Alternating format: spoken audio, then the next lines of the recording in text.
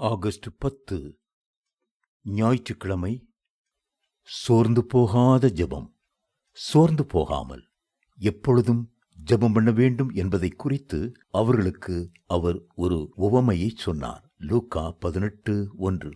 இயேசு சொன்ன உவமை ஒரு விதவையை குறிக்கிறது. அந்த விதவையின் உவமை சோர்ந்து போகாத ஒரு ஜெபத்திற்கு அடையாளமாயிருக்கிறது. அவள் அந்த பட்டணத்தில் உள்ள நியாயாதிபதியினிடத்திலே போய் தனக்கும் தன் எதிராளிகளுக்கும் இருக்கிற பிரச்சனையிலே நியாயம் செய்ய வேண்டும் என்று விண்ணப்பம் பண்ணினாள். அதோடு அவள் நின்று விடவில்லை.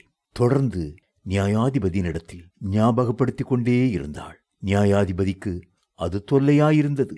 அவள் அடிக்கடி வந்து என்னை அலட்டாதபடிக்கு இவளுக்கு நியாயம் செய்ய வேண்டும் என்று தனக்குள்ளே நினைத்து கொண்டான். லூக்கா 18:5.